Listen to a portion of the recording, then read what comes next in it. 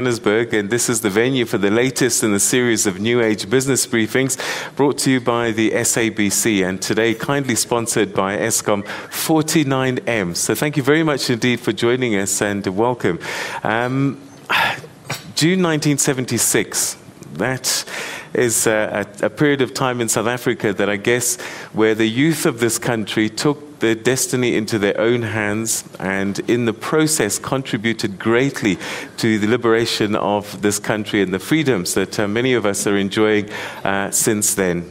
So the question now becomes, how do we remember and mark those sacrifices?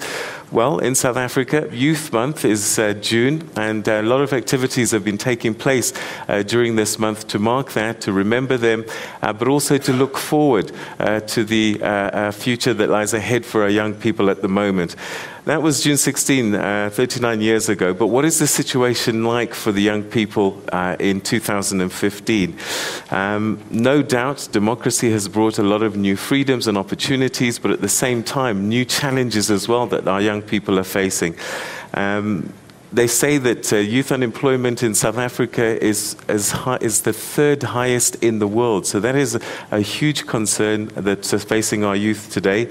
It's said that about 71% of all the people that are unemployed in South Africa are aged between 15 and 29. So our young people are the ones that are facing the brunt of the unemployment situation in the country. Most of them are women. The majority have never had a job in their lives and struggling with poverty, inequality, social ills such as substance abuse. So I guess the question is, what does the future hold for them? What is the government able to do to help them secure their futures, create an enabling environment for them to thrive, and also what can the youth do for themselves to secure their future? We're going to explore that, and we hope that you'll join us in this very important conversation. At Morning Live SABC is our Twitter handle, #TNABizBrief.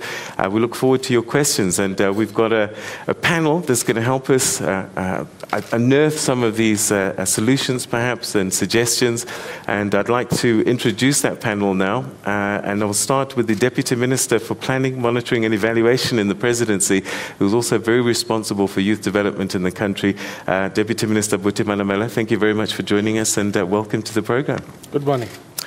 Next to you is somebody that you'll probably recognize. She's had a number of videos on your TV screens, and I know young people in particular love to watch those. But she is a lady of song, Simphiwe Dana, but she's very, very interested in the plight of young people in South Africa, how we can build our nation and secure our future. So I want to say a very warm welcome to Simphiwe Dana. Thank you so much for joining us, and welcome.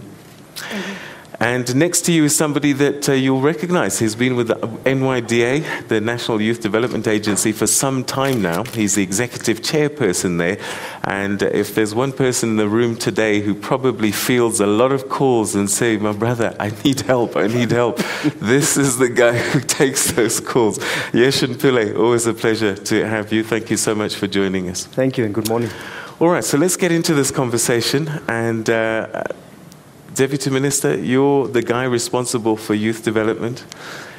We have this national youth policy that's in play, 2015 to 2020. And I just wonder, young people will not have read it. They might have heard about it. What's in it for them? What is the future looking like? And what does this policy say? Look, I mean, we spoke to young people almost everywhere, which informed the final policy that the cabinet adopted. And the key things were to address issues around youth unemployment, access to quality public education, support for youth businesses. That was a big issue. And also issues around social cohesion. Young people are also very concerned about how easily drugs are available in their communities, around teenage pregnancy. Those are some of the things which the policy seeks to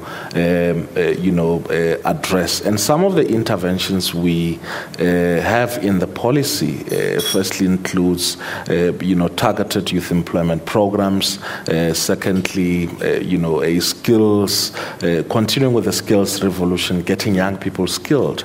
Our big concern is that most young people want to go to universities. And the president always says that he was a chancellor in one of the universities, and people are graduating cum laude. And when he asked, this is wonderful, but he found out that many of those are into the humanities, in particular studying biblical studies.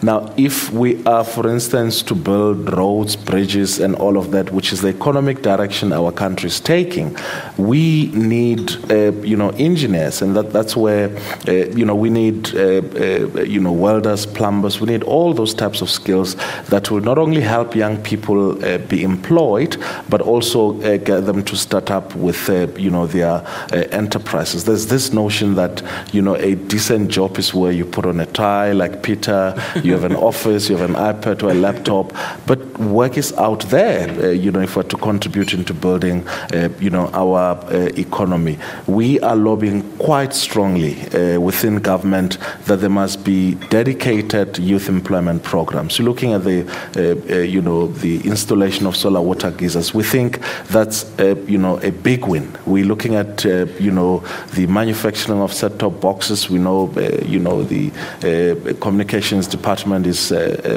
starting up with that. And we think that those are going to be the big drivers. But we don't only want young people to look for jobs. We want them to also create jobs. We want, them to set up businesses. The appetite for young people to get into business in South Africa is lowest in Southern Africa and also in the continent. Now, we've entered into various partnerships. The NYDA has, jacked up their grant system, their mentorship, but also we've entered into a partnership with Maramento to encourage young people to enter into business and to give them that, mentorship, which is attributed to, as the biggest failure of youth businesses. And then there are, other programs, including, partnerships to deal with drugs and substance abuse, how we want to get young people at the center of, approaching drug lords in our communities, making sure that they are prosecuted, and making sure that through, a peer mechanism, young people are able to support each other. And we think that that's, one of the biggest problems that is facing, our communities, particularly our township. But the National Youth Policy is not only about that. If you remember last year, Peter, there was a young girl who was in the audience who said, look, you want us to be engineers and all of that, but we also want to play, and I thought that was a very powerful statement, because we shouldn't forget that young people at the ages of 14, want recreational facilities. They, want to be actors, musicians. They want to be all of these things, like our Simpiwe here, but I think that we have strengthened government commitments towards that. We will be ensuring that we combine elements of government's work towards youth, so that it focuses on young people between the ages of 14 and 35, because the needs are different, in between there. Now, there has been this messaging that has been, going around. That I think there was a cover in one of the magazines that says, "Meet the angry black youth." Then there is a repeated statement that says that young people are a ticking time bomb. Yes, there are challenges. Jobs, a big challenge. Youth enterprises and cooperatives, some of them not taking up, some of them do, but get, strangled and frustrated. Yes, the, rate of teenage pregnancy is high and all of that. But a lot of young people are very positive about the future. A lot of young people are in schools, are in universities. A lot of young people, are at work. A lot of young people, want to build this country, want a united united, non-racial, non-sexist democratic republic. And I think that the more we put a lot of emphasis on the negative, we begin to forget that 21 years down the line, there is actually a lot that has been done. Okay, all right. So the first statement there from the Deputy Minister. We're going to take a quick break, and after that we're going to hear from Simpiwe Dana and Yeshin Pillay, and we're going to start hearing from you as well. So start tweeting at Morning Live SABC. We want to hear what your thoughts are. This is your day today, young people, to get your voice heard. See you after this.